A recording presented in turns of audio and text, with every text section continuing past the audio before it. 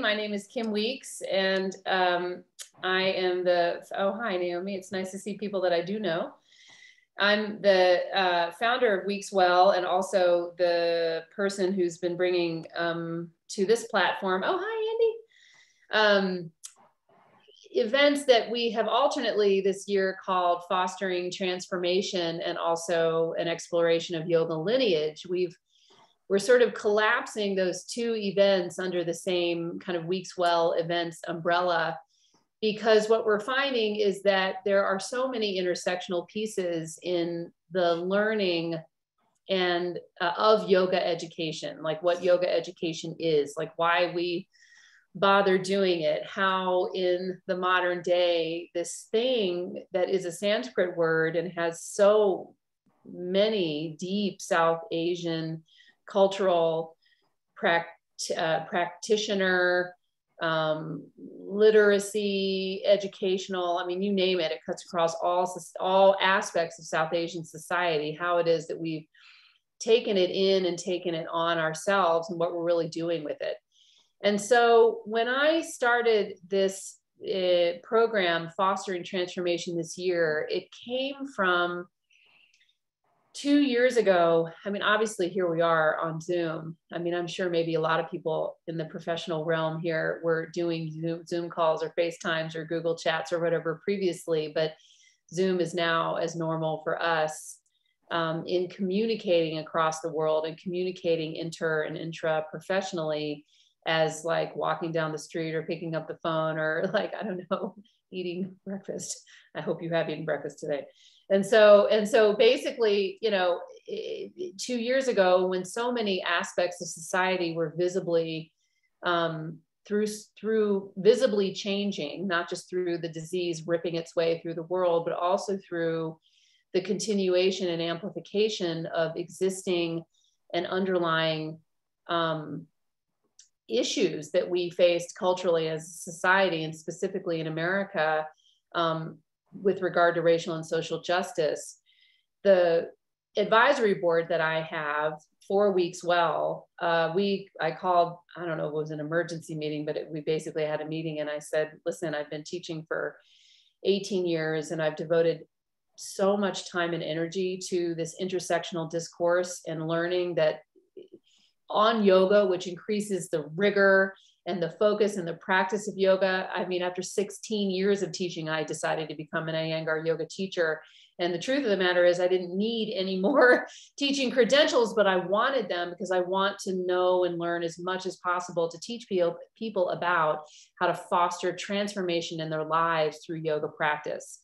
So the series called Fostering Transformation is taking place through 2022, in which we have brought multiple people onto the platform to talk about their perspectives, their voices that previously may not have been as amplified with respect to yoga. And there's lots of amazing people out there doing this. Matt Sanford came onto our platform, who's been talking about accessibility issues in yoga for 2 decades. We had an amazing group of people earlier in the year come in and explicitly talk about the racial and social justice issues, specifically, for example, with Terry Harris in March, who talked about racial and social justice issues around yoga in the school system. And so I decided after those conversations that it was time to bring some students onto the platform, intersectional as they are, with all three of them very different experiences, very different ways of relating to the yoga practice, to talk about what it's like to be a student. So everybody who's come on in the yoga lineage conversation and the fostering transformation conversation have all been teachers. And the 3 people I brought with me to talk today are students. And so I just want to introduce the 3 of them. You'll see 2 of them and you'll hear the 3rd, because we have Eric Gray, who's here from Washington, D.C. I'd say at this point, longtime student of mine, Eric. I mean, all of you really are. But Eric's amazing and has so many interesting things to share. One of the things, I'm sure many people on the platform are teachers also, and you learn from students as often as you teach them. And that's that amazing and interesting razor's edge. I've always called it just a sleight of hand, that just, it's just statistically so strange that I just decided to be a yoga teacher and these other people decided to be students. And the very, very first class I taught at Boundless Yoga, my yoga studio that I opened in 2002, I just said, I don't know, like, I'm here and you're there. I'm at the quote head of the class and you're a quote in the group, but we're doing this together. And so let's do it together. So anyway, and then Lizzie Landau, who's next, who, as I was saying, she's like one of the whizzes behind the launch, the communications launch of the James Webb Space Telescope. So she's taking time out of her very busy day, like literally from the stars, I guess, to talk to us about a grounding practice called yoga. And then finally, you'll see, and we'll just hear Maya. Can you say hi? Hi. So Maya's driving back from Detroit right now, where she's been visiting her family and was willing to log in on the call to listen and participate. But this feels so much like Boundless Yoga, my yoga studio, and Weeks Well now, my online platform, because this is sort of how we roll. We get together as often as we can. We talk as frankly as we can. And I hope all three of you understand me, or excited to hear what you have to say about being a student, because I feel like we're all students. I know it's a little maybe trite to say, but I don't know any yoga teacher that I really respect or like hang out with who isn't constantly overwhelmed and sort of amazed by what they learn from themselves and from other people when they practice and when they teach. So for the group, it's just, again, welcome to everybody. I see a lot of familiar names and some that aren't familiar, and welcome also to the people on recording. We're seeing that we always have many, many more people listen in on the recording than come live. So it's just really fun and interesting to be interacting, if you will, with both groups. We're going to be podcasting everything we do from now on. So you can also see this on a podcast soon. So if you're listening on podcast, also welcome. And we look forward to any feedback you have for us on the audio experience of this call. So first we have, Alyssa, we do have a couple of two questions, a survey to ask you how you, I think, are we doing that, Alyssa? I think so. If we do, just put up the survey. Otherwise, I'm going to ask Eric about his origin story with yoga. Oh, maybe not. Oh, maybe we didn't talk about it. Okay, never mind. You can just chat in if you tell. We're just interested if you're a yoga teacher. Can you go into the chat if you're able and tell us if you're a yoga teacher or not? You can just say yes or no. And then if you can tell us how you heard about this, we'd love to know.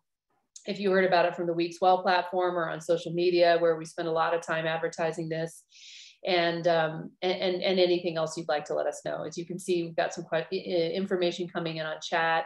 Thanks for telling us. And any way we can reach you and your communities for future conversations, we'd love to know. So let's start with Eric, if you don't mind. Tell us a little bit about your experience with yoga. When you might have to tell us your age. You can give us like plus or minus 5 years. That's okay. Okay. Sure, Kim. Thank you. Well, I first got introduced to yoga by my daughter when I was in my mid-50s, and that was about 15 years ago. And so she was. Her first job out of college was in Dallas, Texas, and my wife and I were out there visiting her. And so she was practicing out in Dallas, and she said, you guys should go to a class. And, my first reaction was, I wouldn't say I was resistant, but I was, ambivalent about the whole experience. I said, what is this yoga stuff? And so, but, when I took the class and when I got back to DC, I said, this is something that I should pursue. And, the rest is sort of history. And I think that the main reason why I think I've maintained my practice is really very self-serving and really mercenary, because it keeps me flexible, and as I age, I think that I think without yoga, I think I would be comatose. I don't know. I don't know what I would do when I don't think I would be able to wake up and get out of bed in the morning, because, it really keeps me flexible. And, and now, I'll be 70 next year.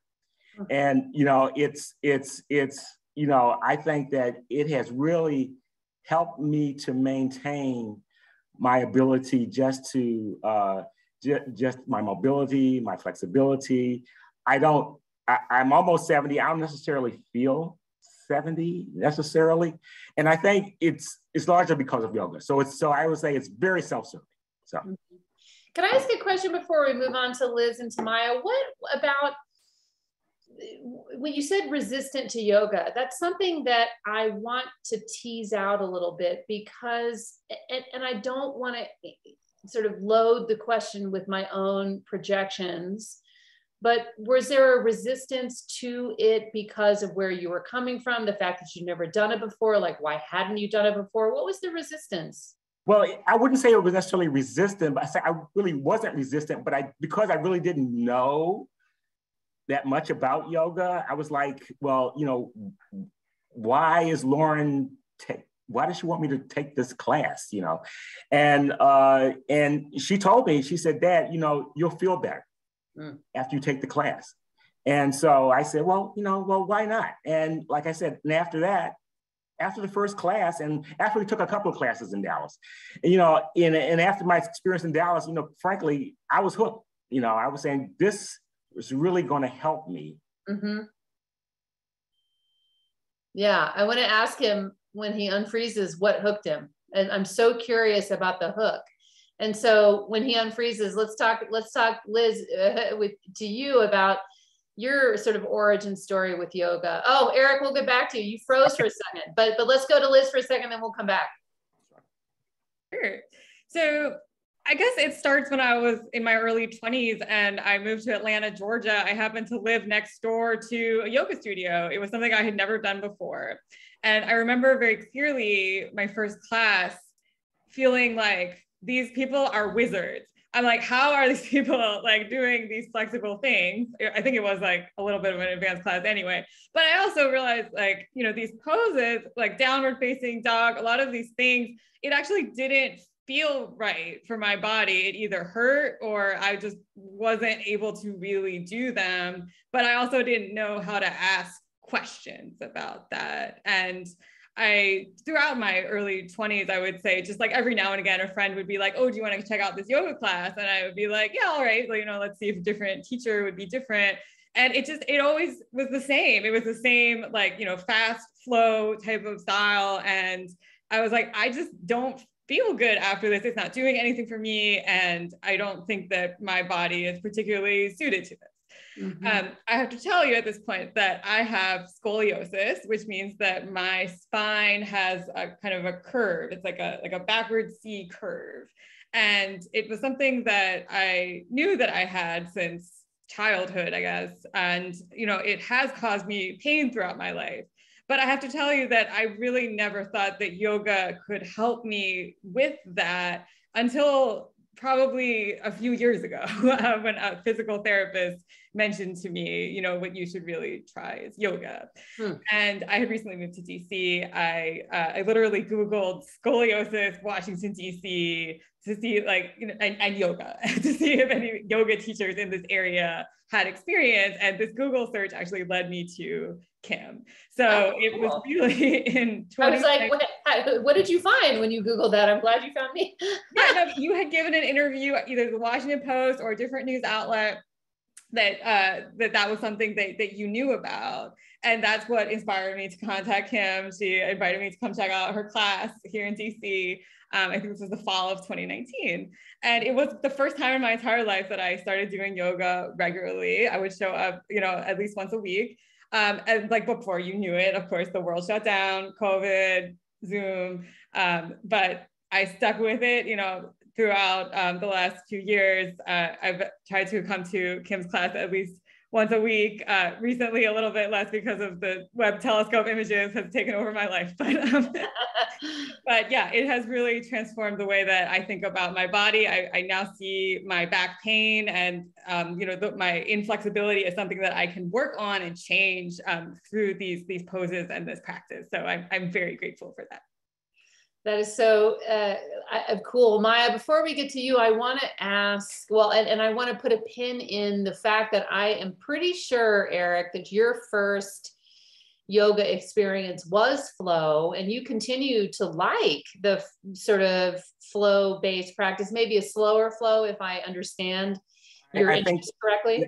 That's absolutely correct. Absolutely. Yes, that's correct. Yep. And I just want to put a pin in how fascinating it is from a teacher point of view. And I did see that there are some teachers on the call, but also just students that, Lizzie went to a flow class and was like, this doesn't really work for me. And of course we could wonk out on reasons why someone, with scoliosis is not really well suited to a faster paced class than someone who isn't giving kind of eyes on.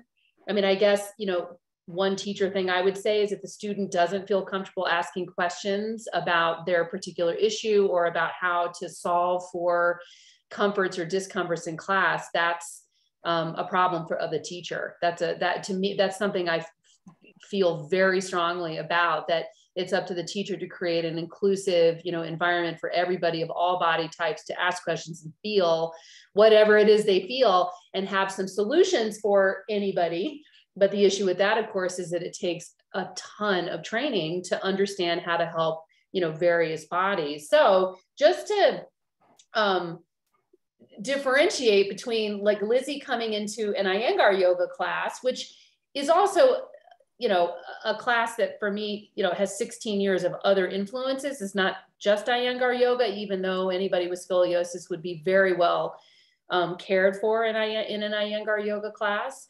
It was also me, hopefully it was just, us bonding and having a good relationship together, but also like Eric, you and me, because I know you all only ever really wanted me to just start making you laugh when you were in handstands. That was really why you came to class, right, Eric? Just to make you laugh when you were doing headstand. Oh no, he's frozen again. I know he's laughing, but he's frozen. So let's move to Maya. Were you laughing, Eric? Because that's really. Yeah, I was laughing. Yes. Yeah. Yeah, exactly. So let's go back to this like flow versus another kind of yoga practice, because there's lots out there, and I'd like us to be able to share with people these different yoga class experiences to help other students maybe find their right yoga home or a different one. And so can I chime in on something? My exposure to you has, even though I think my primary motivation for being in yoga is flow, being exposed to Iyengar yoga, I think is really, through you, has really enabled me to gain an appreciation of that school of practice, because, I really sort of characterize it as sort of like resistance training using your body weight as opposed to lifting weights. And right. That's exactly what Iyengar yoga is in the beginning of the practice, as he unfortunately freezes again. So true. I want him to keep making that point. We'll go back to Eric. I'm sorry that he's freezing. It's probably the heat. Keep going, Eric. Or we keep trying to leave you, but we can't. Yeah, I'm sorry. My son is a personal trainer. He's always after me, Dad, come into the gym and lift weights and stuff. And I'm like, yeah, I'm doing that with yoga. I don't really need to do that, And so so I think that has really enabled me to gain an appreciation of that form of practice. Mm-hmm.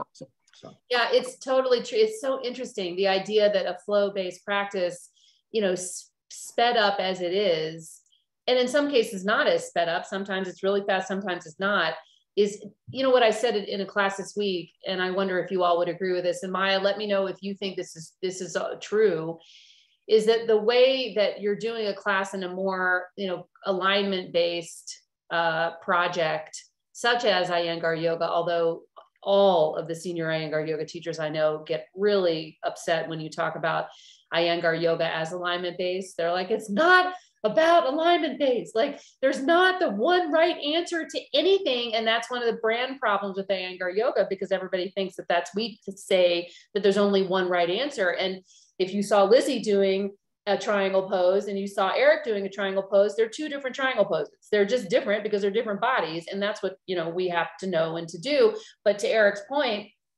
you hold these poses and create micro flows inside of the pose, micro flows of breath, micro flows of emotion, of your mind state, of, you know, where your mind is being distracted or observing or whatever. And so I do really think that there's sort of a brand loss there in terms of communications of alignment-based or Iyengar Yoga, because we are absolutely teaching flow as much as any other flow class. It's just a different kind of flow. It's like flow that you're experiencing on the inside. As a result of holding a pose, like, you know, Eric is saying, where the musculature is the resistance. It forms the resistance training, as Eric described. So Maya, talk to us about your origin story with yoga. Tell us about your journey in it. I find it just so compelling and interesting. Okay, well, you know what, it was very interesting listening to the other two stories, because I could certainly find points of convergence. Before I talk about my journey, I recognize you guys can't see me, so I want to describe myself a little bit. I'm African American, I'm 5'7", and I am thick, as somebody said to me a couple of days ago. It's a lot of dragging in that wagon, right? So I am not light or thin. I do not have the body of a ballerina. I never have, and I never will. And I mean, it's fine by me. Like, I very much love my body and I love my shape. But I just want to point out that I am absolutely a plus size woman. And I've been practicing yoga since, I'm going to guess, between 2003 and 2004 when I first started. I've always been mildly to heavily active. And so when I first began yoga, I had just graduated college. My best friend and I moved back to Detroit. And I was taking a Pilates class, and I hated it. Oh my God, the hardest thing I'd ever done. And we were playing tennis, and I didn't love tennis. Oh, this is when Taibo was big. So I was taking Taibo classes. And so I was just kind of active. And my best friend said we should try yoga. So we went to this yoga studio. At the time, it was called Ferndale Yoga. I didn't know it was Iyengar Yoga. I didn't know anything. So it was just, honestly, the yoga studio that was closest to my house in Detroit. We went, and I loved it. And what I really remember is how kind the teacher was. I don't remember the poses or any of that, but I remember how welcoming and kind the teacher was. And so I started practicing with my best friend at an Iyengar studio in Detroit. And then over the years, you know, I left Detroit, I moved to Las Vegas, and there wasn't an Iyengar studio that I could find. So when I was in Vegas, I practiced hot yoga and flow yoga. And I liked hot yoga because it was so hard. And I felt like my body was just getting this like intense challenge, right? Even though I found the repetition of the poses, they weren't super, inspiring to do the same thing every time, but I loved the fact that I was getting like a really good workout and a really good sweat. So I left Vegas, moved to Tennessee to go to grad school, and by that point, there had probably been like a 2, maybe almost 3-year gap where I really hadn't practiced at all, especially when I was in grad school. And one morning, I woke up, I was working on a doctorate degree, and I was the director of literacy for the State Department of Tennessee, right? So I had a very high pressure job in a brand new city, and I was finishing up or in the middle of a doctorate degree, and my stress level was, I was waking up in the middle of the night having panic attacks. Like, I thought I was having heart attacks because I was just so stressed. And so one afternoon, I said, I can't do this. And so I Googled yoga Nashville, and I saw Iyengar Studio, and I just drove to the studio. They had a class, and in 15 minutes, I walked in, and the teacher, she's lovely, her name was Rachel. She said, hi, you're new, can I help you? I said, yes, I'm either going to do yoga today, or I'm going to eat a box of cupcakes. I don't really want to eat a box of cupcakes. Can you please help me? And the Nashville Yoga, Iyengar Yoga Studio was just, again, such a welcoming, warm experience. Every teacher there was just so kind and welcoming, and my stress level was so high, except when I got to the yoga studio. And that was literally the 1 hour or 2 hours out the day where I did not feel like I was just in a pressure cooker about to birth. So I resumed my practice in Nashville, loved the studio, loved the teachers. It was an Iyengar studio. And then I moved to DC. When I got to DC, again, as I was transitioning, my practice, kind of waxed and waned for a little bit. And I was sitting at home, and an ad came up on Facebook that said, you lose something like, come practice at this studio, transform your body and lose 30 pounds or whatever. And I was like, well, I could lose 30 pounds. So I go to the studio and work, Kim was teaching. And it was not an Iyengar studio, but there were Iyengar classes. And so I specifically looked for an Iyengar class, and that's work with Kim taught.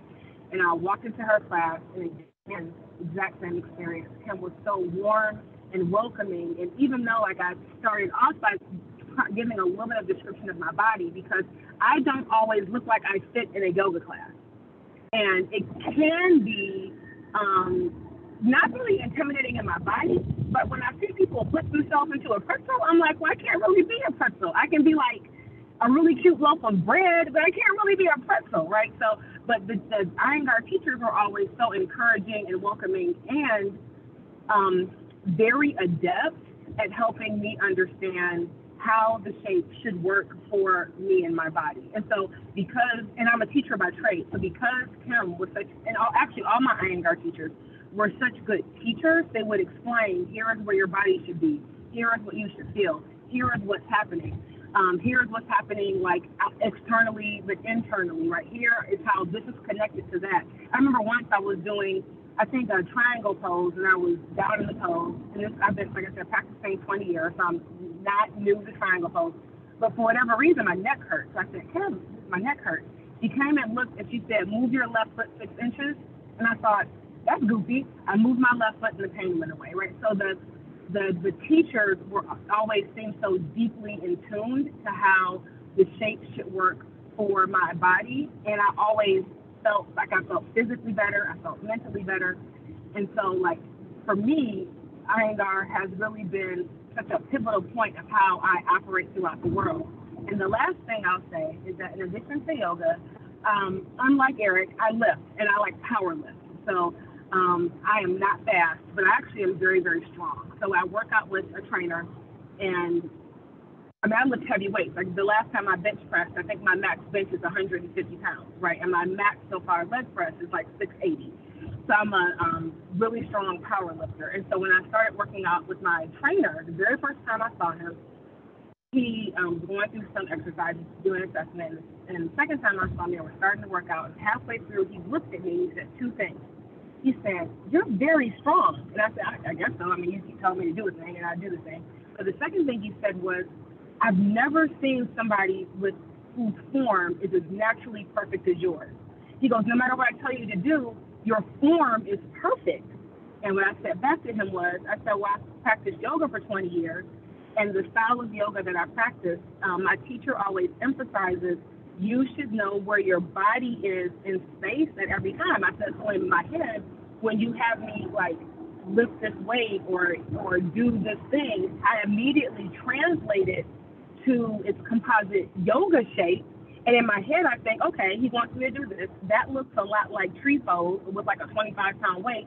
So I naturally think, square my hips, make sure my feet are under, are aligned with my shoulders. And I said, and I'm very aware that if I'm lifting, I shouldn't feel it in my neck and I shouldn't feel it in my joints. And I said, so because I do yoga, I'm aware of where my body is, and I'm aware of where it should and shouldn't be, because I don't want to injure myself. And so yoga, for me, and the very last thing I'll say is that during the pandemic, I lost like 70 pounds. And when I get up every morning and write in my journal, I write the same thing every day. I actually don't want to be thin. That's never been a goal of mine, but I do want to be strong, lean, and flexible. And so for me, that meant I needed to have a combination of strength training, which I love, and yoga. And so during the pandemic, I really doubled down on both. And just the transformation, both mentally and in my body, is undeniable. So I hope that wasn't too long, but that's my origin story. No, it wasn't too long at all. It was so great. And, you know, to the audience, if or as you have any questions for the panel, please chat them in. We're Alyssa, my producer and assistant, who's amazing, is looking, and so am I, for anything you want to ask. And, you know, it's interesting because we have some flow component, we have hot yoga, we've got this, I obviously, you know, sort of heavy on the Iyengar yoga component, and that's because Eric and Lizzie and Maya know me, and I'm an Iyengar yoga teacher now, so we're, you know, naturally going to talk about that some. And I want to highlight that it's interesting, so interesting that Eric, to me, it's interesting that Eric uses the yoga as, you know, resistance training with the weight of his own body relative to gravity, which is exactly how I think about it and teach it. And for years have said, I don't know if it's like necessary to go lift weights or not. But then Maya calling in, you know, has a different body, different goals, different approach, and gains something different from yoga than, at least in this physical strength realm, than Eric. And it's just so interesting to me that you can't really summarize yoga's benefits. It's a very individual, you know, personal set of benefits that so I taught a new student. I mean, and it's not that often you get somebody in a class who's never done yoga before anymore, unless they're very, very young. Because yoga has come from being a subculture 10 or 15 years ago to now being, you know, a box that people check as a kind of a self-care activity. It's aligned with, you know, all kinds of other activities that you do. And also in this unregulated yoga market, I'm sure everybody on this call knows, anybody who's spent 10 minutes with me knows I talk a lot about the fact that yoga is an unregulated, or you could call it self-regulating market, in which, God bless them, Yoga Alliance was the first mover 25 years ago to say, we're going to put a stake in the ground and say that it takes 200 hours of training to get the label yoga teacher. And of note, that's far fewer hours than it takes to train to become a hairstylist. It's far fewer hours than it takes to become a physical therapist, a massage therapist, you name it. And those are all like therapists, or they're a hairstylist, a stylist, or whatever. But teacher, I don't know in any other discipline if it takes any other discipline of teaching, there are as few hours assigned to the skill set of that name teacher than yoga. I don't know. But in this kind of unregulated, self-regulated market, just about anybody could say they're a yoga teacher, even if they haven't trained for 200 hours, because there's no quality control organization that, you know, there's no law enforcement, there's no yoga police. And so this student I had on Monday, I asked her, you know, what's it like to be new to yoga? And she's like, I honestly don't know anything. I don't know what yin yoga is. I don't really know what flow yoga is. She came to my class first, and I was like, ugh, I hate to tell you, it's going to be so different here than it is for any other class you take. So I don't know what to tell you other than let's just stand in mountain pose and see how it goes, you know. And so I just wonder what being a new student, or even educated student like many on this call are, what it's like to be a yoga student today. Like, where do you find your sweet spot as a student? And so, Eric, it makes me want to go back to you. You know, your daughter Lauren said, you're going to feel better. That's what I heard you say that she said. And I wonder, I know you can't speak for her, like what about it specifically made her feel better? But what you said was that after your first class, you were hooked. So I'm really curious, what about the class? I'm always so interested in what about a yoga class? Like you could sit in a group of 30 other people and do, you know, anything. You could do CrossFit. You could do, I know CrossFit's a little more individualistic, but you know, CrossFit, you could do Orange Theory. You could do like a running group, you know, you could do anything. Like, what is it about yoga different from other practices that got you hooked? That's a good question. I think that, well, a lot of the things, because I think being in a group setting and being in and watching other people perform their practice, and I personally sort of draw an energy. Mm. Oh my gosh, Eric's comments are so fascinating. And then when he pauses, it's like, oh no. Well, I can add on to that. So yeah, please. I know exactly the feeling you're talking about. Like I've been in many exercise classes when Eric talks about, finding an energy or having an energy, especially when you're in a class, people you see weekly. It's a very different energetic experience for me than and I've done both, right? I've done CrossFit, I've done Taibo, like I've done a lot of classes, but the energy in a yoga class is different because it's like in almost every other class, everyone's doing the same thing, and there's almost this like feeling that you have to keep up and look like everybody else. Whereas in yoga, the feeling is I don't have to do any of those things. I just have to show up, and the people who I practice with will be encouraging no matter how I show up on the mat today. So it's a different type of energy, at least it is for me. That's so interesting. And, Eric, I'm going to ask, do you mind turning your video off? Because I have a feeling if you do, you might not freeze as often. Can we try that? Try, sure. Yeah, let's try and see. Because the things you're saying are so great, but you keep getting it. Lizzie, okay. Okay.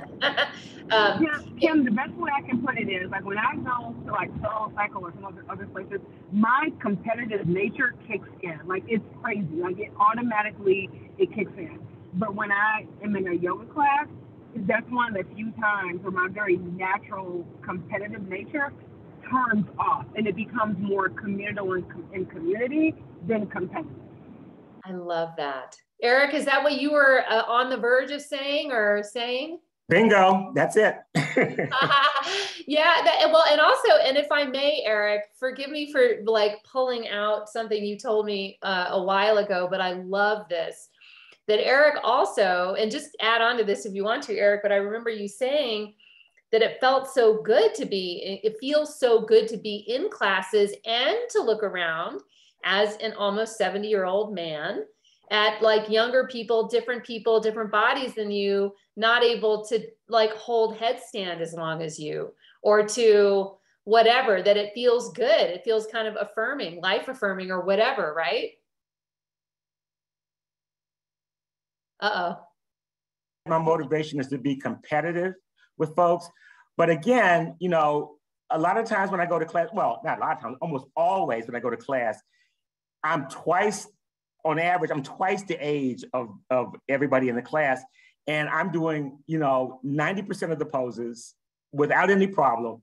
And frankly, I get a lot of satisfaction out of that, to be quite honest with you. And it's really, it's an affirmation for me that I'm doing the right thing for myself. So there you go. Yeah, that's so great. And Lizzie, I want to ask about your experience, which I think it can be such a guide, to people who do have some, built-in pain, in their bodies based on their skeleton or based on other issues, and who go into classes and were you looking for pain relief actively when you went? Did you think that you were? Or let's talk a little bit about your sort of starting from this point of scoliosis and not quite hitting the mark with yoga and what it was. Well, you said, that the classes, you just didn't feel better after them. But let's talk a little bit about that, like a starting point of like, you could call it a starting point of therapeutics. I wouldn't call it that at all. I would just say, this is your body. The shape is the shape is the shape. And there is no reason why anybody can't do all the poses. There's a way to do all the poses. And it's kind of like Matt Sanford, who in our fostering transformation talk was in an accident, I don't know, motorcycle accident 25 years ago. So he's paraplegic. And so he talked about doing headstand and the ways that he does do headstand, for example. So anyway, let's talk about that thread for you. Yeah. So one thing, and first of all, I've never spoken publicly about yoga before, so this is so exciting. I usually just talk about space, so this is very cool. But what I remember when I was like in my early 20s and then like, you know, friends would start to say like, oh, you know, we're getting older, I have back pain. And I'm like, oh, yay, like other people experience what I've experienced since I was like a teenager, right? I feel like when I was growing up, I mean, there really just wasn't awareness of yoga. I really hadn't heard of yoga until probably college. I think that there was just this idea that, you know, if you had pain, you know, you've just dealt with it in some way. Like, you know, I think there's been so much more awareness now that there are these stretches and practices that you can do to help yourself. But I guess for me, you know, it has been really satisfying, you know, just to observe in myself, you know, being able to do these poses more fully, like feeling them more fully, like noticing more flexibility in myself when, again, I guess I just always had this mindset that we are how we are and that's fixed, right? And I think yoga has really helped me to sort of grow in that way mentally as well. You know, it's just like certain poses, like they not only like feel good, but they also like put me in a very present mental state. And, you know, it was really interesting hearing, you know, the comments of Eric and Maya and, you know, like I'm not a weightlifter. I don't do like competitive sports or anything, but I really appreciate about yoga how intentional it feels and how present I feel in the moment. I've always been somebody that like, I can't just do meditation. Like that's just never worked for me. My mind is always like this, but with yoga, like I really am able to be like, I am here, like in this pose. So those are just some of my thoughts. No, it's great. And I wanted to say too about that it, you know, Maya, I loved how you were talking about your more natural, competitive, like achiever self or mind is soothed by not just the instructions of the poses and the community, but would you also agree or say that it's that thing like bringing your otherwise very active mind into this concept or actuality of the present moment? Oh my God, I'm sitting here laughing because that's absolutely what I would say. Like I totally remember that first yoga class I went to in Nashville when my stress level had reached peak stress. And I'm sure for half of that class, I just laid down in like Shavasana and was like, I could just lay here. I could just lay right here and be perfectly okay with that decision, right? Totally. So, absolutely. And it's like it's hard for me to put into words exactly the disconnect I feel, but I can say that the practice of focusing on my breath, and Kim and really every Iyengar teacher I've had has been very good at being incredibly explicit about what your body is doing. So throughout every pose, my memory of all of my teachers is this kind of constant chatter.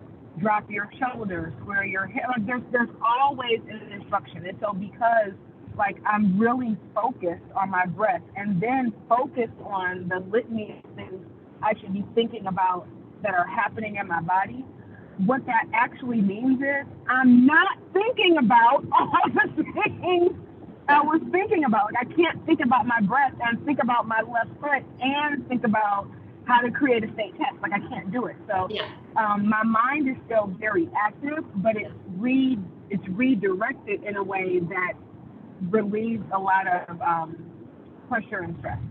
Completely. And there are a couple threads I want to pull out of that, especially for you know, people who might be listening on recording or anybody on the call who has any questions. I know I've got at least one studio owner on the call, you know, interested in expanding, you know, a yoga student base. One thing I find, there's so many things. One thing I find so interesting is that I don't know of any other modern day practice, group community practice. And let's for the moment throw in the Zoom situation, which I want to talk about, before the session is over, because I know all three of you least, I think, of all, Lizzie, but definitely Eric and Maya, and lots of students of mine from pre-pandemic have just been like, ugh, I tried, but I'm so zoomed out. I just don't, I can't really. So, but let's pin that, come back to like the Zoom class versus the in-person class, because one of the main reasons I wanted to do this call was to offer some information on the yoga student perspective as we teeter back into who the heck knows what is going to happen this fall and beyond. I mean, when is who's going to tell us the pandemic's over? Is it over yet? Because theoretically, or in actuality, we're still here. So I don't know of any other modern day group, physical practice that ends in a way that everybody can use gravity to take their entire back body to the ground and do nothing but lie there and close their eyes. And if traumatized, by the way, you should have your eyes open. I want to say for the record, if you are experiencing strong PTSD or depression, your eyes should be very slightly open in Shavasana. That's the best way to manage it. Otherwise, it may wind up becoming a traumatizing experience for you. But most people lie on their back, relax, and experience on some level or another what Maya just described, which is like, I could lie here all day. I can't believe I'm relaxing with other people. If you think about how stressful life is, whether it's physically because of pollution, because you can't breathe, whether it's because you're totally stressed out or worried about, climate change, or whether it's, because your job is extremely demanding, you have a child with special needs, who knows? Being able to just be there and be like, simmer in your own sauce for a little bit of time while everybody else is doing the same is at the heart of what yoga is trying to be on the most aspirational basis, which is a thing that everyone can connect to in themselves and with each other. Like, necessarily, yoga is not just about connecting to it in yourself. It's about being with other people and being in the world, exactly as Maya said earlier, like taking these learnings from the poses and the feelings into the rest of the world. I mean, did any of the three of you have anything to say about that or on that? Because I want to pull out a couple more threads from Maya's before, but let's talk about that for a second, if you want to.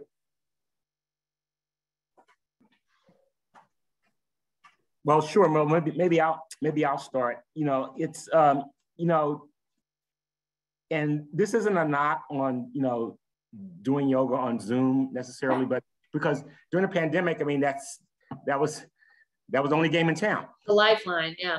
But now that I'm back doing classes in person, I almost feel like a kid in the candy store, and it's like, it's something that it reminds me how much I missed the in-person yoga before the pandemic.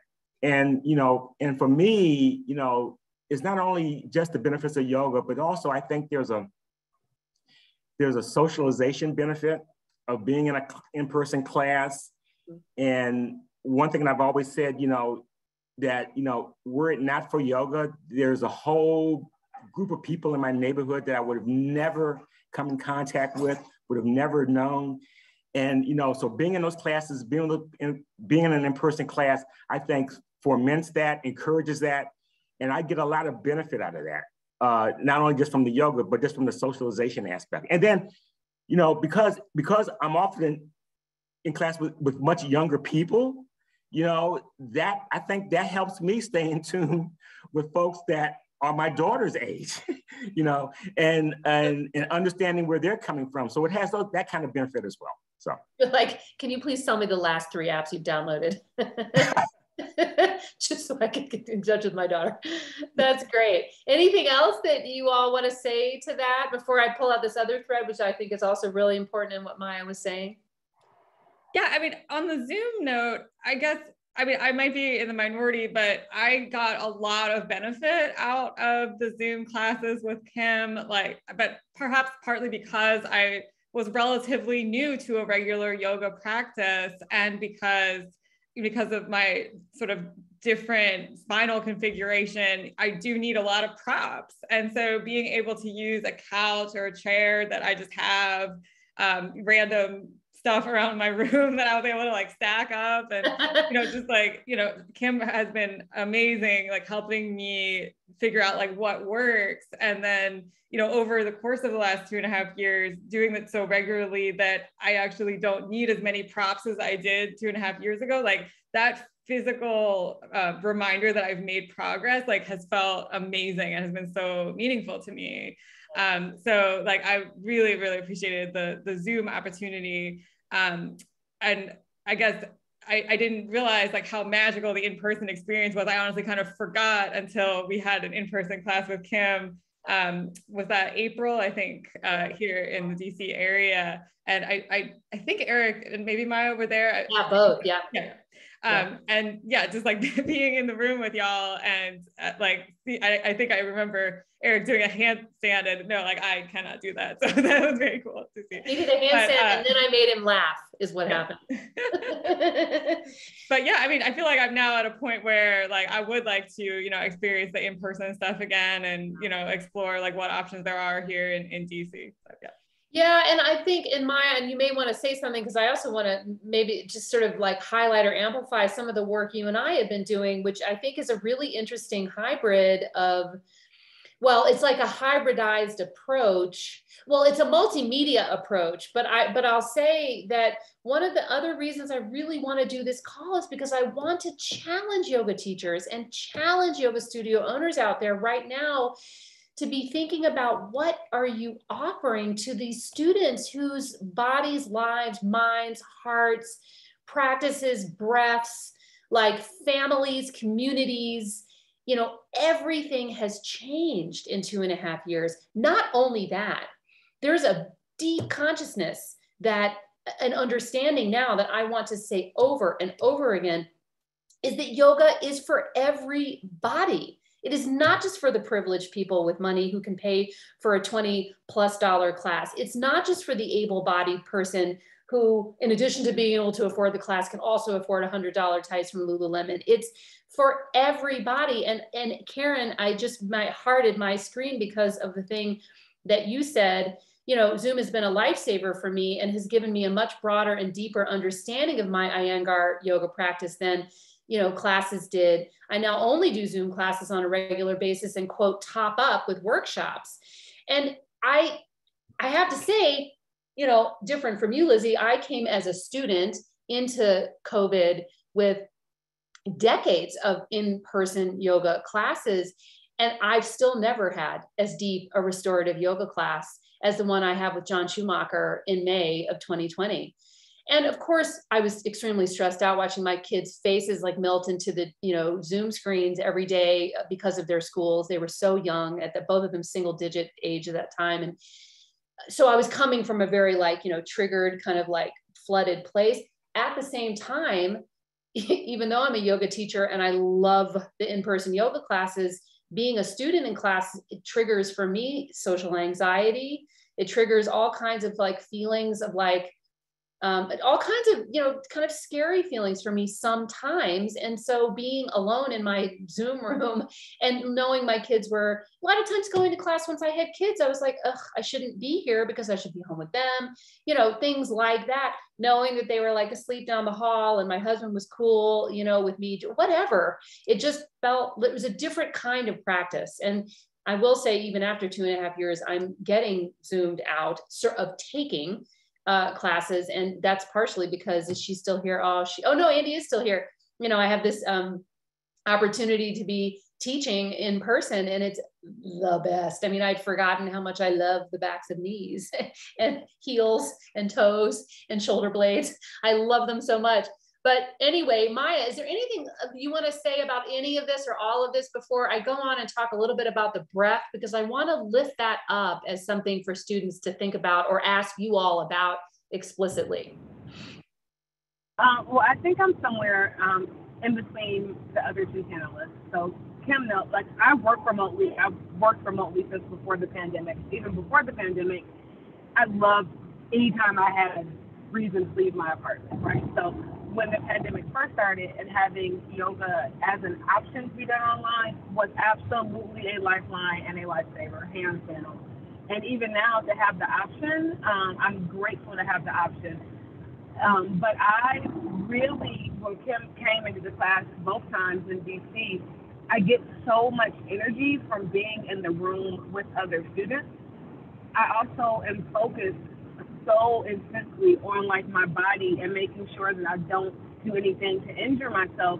I am the student that welcomes and needs like physical corrective feedback, like move me, touch me, push me. It's helpful for me when there's a teacher there that can physically correct me if I need it. Where I have landed right now is that I hadn't actually practiced in a couple of months, and it was very sad because I like yoga. But I said to Kim, I just can't do another Zoom anything. I just can't. Like, my whole work life is on Zoom, and my family lives, several states away, so I'm always on FaceTime or Zoom. But I want to resume yoga, so she sat and worked with me through like a home practice. And so we met once or twice. Over a Zoom platform, but I left with a pretty solid list of ingredients where I could resume or practice on my own until I find another studio in DC. So I'm kind of somewhere in the middle. Yeah, and that's actually why I wanted to bring that up, because I wanted to say that I wonder, or I do hear and see, I don't know, other yoga teachers, I don't know, kind of thinking about work with students online as almost like client-based, or like coaching isn't really the word I want to use, but like we kind of multimedia approached it, Maya, and came up with this way that you can integrate the practice into your life,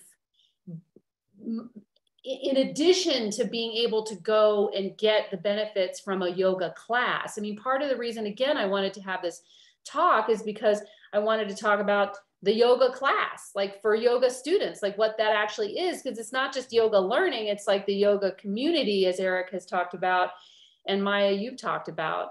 So does anybody on the call have thoughts about that or experiences that they've had during COVID, or Eric or Lizzie, is there anything you'd like to, bring up about that?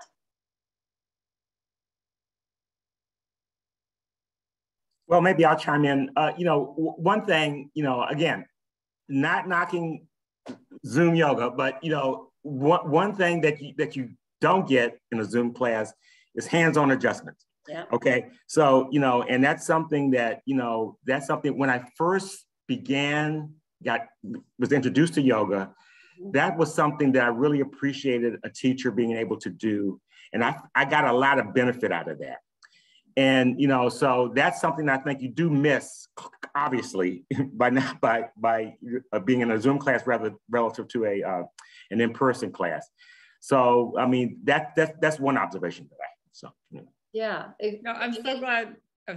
I'm really glad you brought that up. I was thinking about that as well. And again, it's been so long that we've been doing this on Zoom that, when we had an in-person class with Kim in April and then she was able to physically adjust me, I was like, oh my gosh, I had been doing like one thing. I could have been doing something better for 2.5 years. And it was just because she wasn't there to push something a little bit, that is definitely a drawback for sure. And a subtle point I want to add on to Lizzie's comment is it wasn't that for her to do it better, it was because it felt better, right? I mean, that's what at the heart of what I do, and what, again, any teacher that I really consort with or study with or train with or whatever, the thing that we care about most is the ability to create an inclusive and intentional community-based experience for people to explore very simple shapes that the body can manipulate itself in order to explore the breath and the contents of the mind. Okay, so that's like the first thing. The second thing is in the context of that, to explain and express the truth that we've experienced in our practice and have been taught to understand by our teachers as well, practice being a teacher, teacher being a teacher, to guide the people in the room with us toward or along that same set of truths that we have experienced, not capital T, just like truths, plural, about the way it feels to adjust myself in triangle pose or whatever. And the third thing is to attempt to adjust physically in ways that words couldn't really contain or couldn't like apply, where words wouldn't apply, to touch and adjust where words fail, basically. It's kind of like a picture says 1,000 words, touch says 1,000,000 words in adjusting. So those are the three things I think we're doing. Is that what you all sort of experience or understand, Eric and Lizzie and Maya? Okay, absolutely. Yes, absolutely. but sorry, Eric. Yeah. Go ahead. No, I'm done. I was just confirming what Kim said. So. Yeah. I would say yes, and I would actually add on a fourth. So yes to everything you said, but another limitation, at least for me to home practice, is that I feel pretty constrained to the practice I have. So for example, I know like before the pandemic, and even when I saw you in person, we were starting to work on headstands. There is no way I'm going to attempt to like throw myself up into a headstand without somebody there with me. You know what I mean? Like, I'm just not. Like, even if I can do it, even if I have the strength to do it, I don't have the confidence to do it. And I just need like a teacher there to help kind of guide me and support me, especially into and through more challenging poses. Because I really, speaking completely as a student, I don't trust myself by myself to do some of these poses without having a teacher there. So the only thing I would add on is that the benefit of having a teacher there is that there's someone there to guide you and push you beyond what you can do by yourself. Mm-hmm. Mm-hmm. That is so much what a teacher, what we as, and I don't want to speak for all teachers, but all the teachers that, you know, I'd like to speak for most teachers in saying that that's what we want to do, is to provide a hold space for our students, but also challenge them to grow. And I will say, I was saying this to this new student in my class on Monday, that, you know, practices like yin yoga and restorative yoga have just blown up during COVID because everybody is so mentally stressed. And maybe people are challenging themselves physically in other ways, like as Eric and Maya were, like maybe they're doing more weightlifting, like Maya was talking about, and like Eric says, maybe they have this approach of either aerobic or weight training that they do that like the yoga practice wouldn't necessarily offer, when they're, as one of the other students in this class said, supervised napping is what she calls, you know, restorative yoga and or yin yoga. And I feel I am a little concerned that there's a huge like kind of trough of yoga right now that's kind of slip sliding down this hill of supervised napping, which is extremely important. But if you need a supervised nap, you actually need a real nap. And so we want to teach you in yoga how to care for your body in these like kind of deeper, more physically challenging ways so that you do sleep better. You feel taller, your body feels better generally, so that all these other baseline things, eating well, sleeping well, you know, being in right and good relationships will kind of flow more naturally. So I'm curious what anybody on the call might think about that or have anything else to say about that. I want to amplify Erin's comment, you know, amen, as a working mom, Zoom yoga has saved my practice. And it is one thing that I feel pretty strongly about, that new parents in particular are a hugely important market for yoga, for online yoga, because, you know, a 20-minute commute to a studio and a 20-minute commute home with an hour-long class sandwiched in between, that's a long time to be away from your kids when you're already away from them 50 hours a week or 45 hours a week, probably 50 because you're commuting, you know, on top of the amount you're working. So I'm hoping that I even tried a parent yoga class during Zoom, which, just try to help, parents continue a yoga practice because in truth, most new parents have enough community. They've got community. They've checked, they got the community. They're doing fine on that. And they need just kind of survival techniques through things like yoga. What Jennifer has just said is very interesting and makes me think, Maya, so much about what you said about the practice progressing or not progressing. This is the thing that is needling me kind of every day. She says Zoom has made yoga accessible to people who would never show up at a studio, kind of like I was saying earlier. But frustrating teaching on Zoom, fewer props can be presumed to be available for an adequately supported practice. And here's the important part, in my opinion: experienced students know what to do usually, but newer students really struggle. And so I've thought a lot about the new students to yoga who, why would they log on? It's scary enough to go to a class. Wouldn't it feel so crazy to start a class, yoga class online? So anyway, I say this to say, first, I think the online yoga world is not going to attract many new yoga students. And again, this is why I want to challenge yoga teachers now, yoga studio owners now, to go find new students so we can help them as much as we can and provide them hopefully an appropriate practice. But to also what Maya said, to help existing students progress their practice, to really get a focus and be supported by a teacher in a class to sort of try new things, change the way you breathe, think about whether you want to stand on your shoulders or your head or your hands or your forearms, be in a different or better down dog, etc. What does anybody think about that? Or, we're going to land this plane in a few minutes. So what does anybody think about that? Yeah, Lizzie.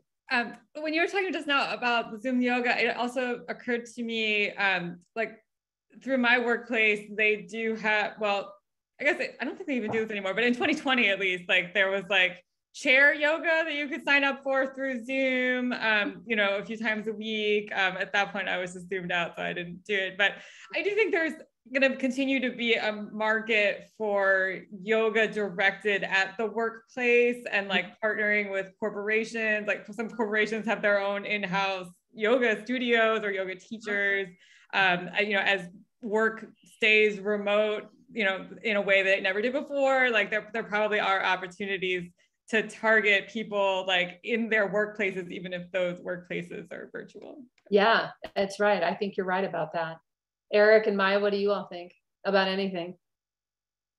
I think that the experience with Zoom yoga is clearly shown that there are viable options available. Yeah. You can take a Zoom class, you can take an in-person class, and I think having those options and that flexibility, I think is a benefit. Again, I'm not knocking Zoom yoga at all. It's just that my own personal preference is in-person classes, but I still do Zoom classes occasionally.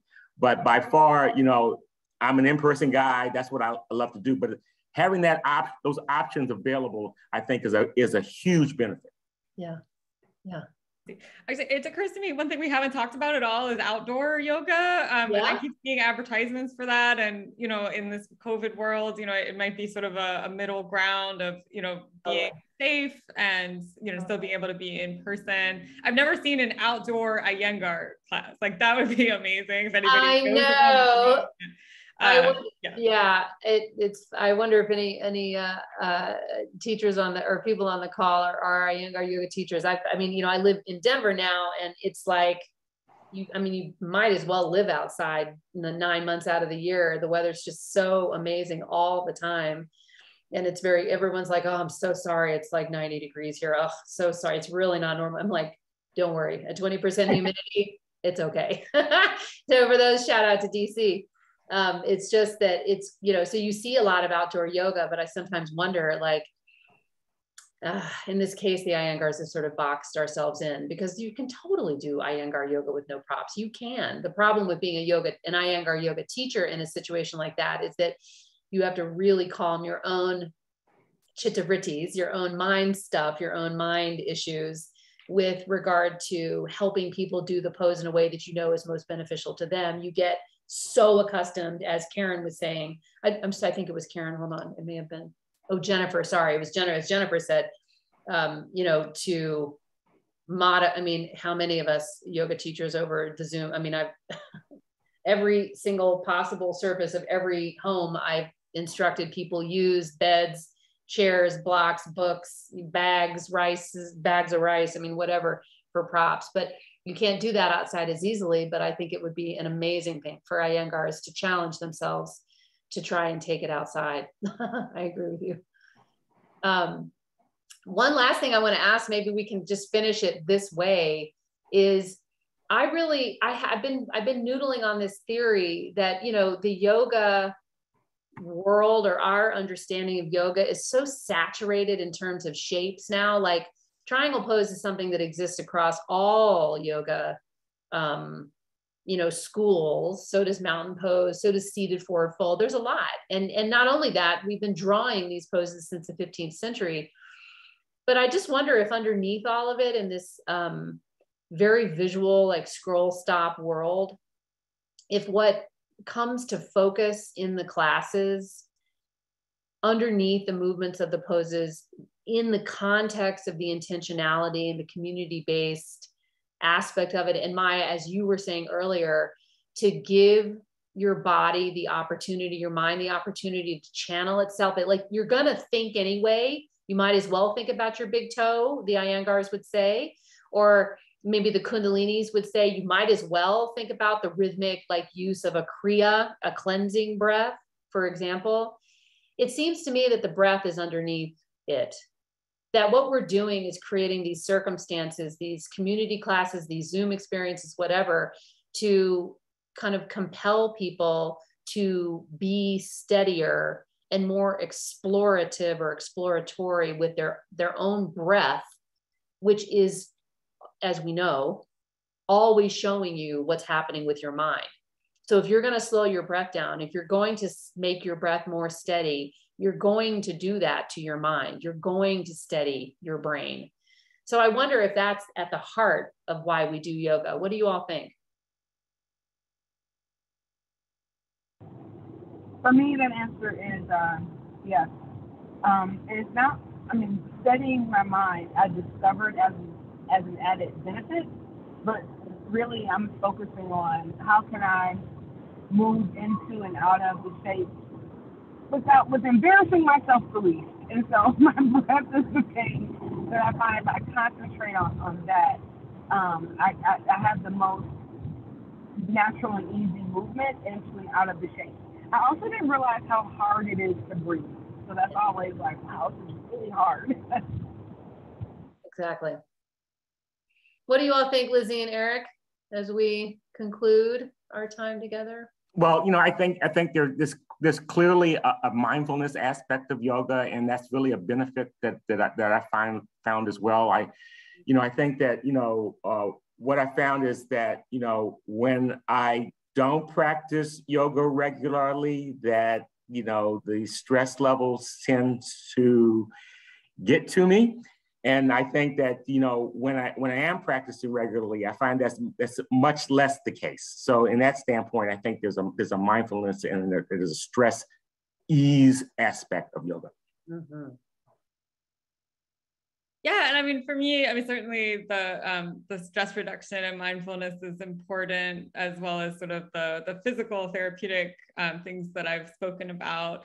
But I guess I also want to mention, and Kim talks about this sometimes, you know, these are really unprecedented times. You know, the horrible things that are happening in our world, in our country right now. I mean, there were times, certainly in 2020, you know, it really felt hopeless a few weeks ago. You know, some of these things that are happening to take away rights in this country, you know, it really does weigh on you. And you're like, how am I going to get through the day knowing, you know, that all of these things are happening, war, climate change, and, you know, to be able to sort of have this practice to center you, to just focus on your own mind and body, no matter what's happening out there. That has been really important for me as well. Totally. Oh, that's the best place to end. Thank you so much, Lizzie. And Eric and Maya just texted me to say she was, oops, late for another meeting. So she hopped, and it was so nice that, you know, she was able to spend that time driving, and you all have taken time out of your workday, Lizzie, and Eric, out of your staycation day. Do you want to take your video off so everyone can wave at you goodbye? And as you're logging off, we'd love your thoughts, your feedback. Anybody who's on the recording or is registered for the class will also get a survey. We'd love to know how we did, how I did, if you enjoyed the panelists, what they had to say, and what more you'd like to see from conversations like this. I think conversations like empowering the student voice is just such an important intersectional one, because the more you all can talk about your experiences in class, and as yoga practitioners, students, as yoga people, you know, yoga, you know, there are people that practice, the more you might be able to, someone else can hear that and go, oh my God, that feels or sounds just like me. So thank you all so much for being here. The survey, I think, is in the link in the chat. If you would click off to it and answer it, we'd love to know. You'll get the recording if you did register for this, and we'll have this up on YouTube for a while. And as I said, actually, I think we're going to now put these up on YouTube in perpetuity, and also turn them into podcasts so you can listen to them if you'd like.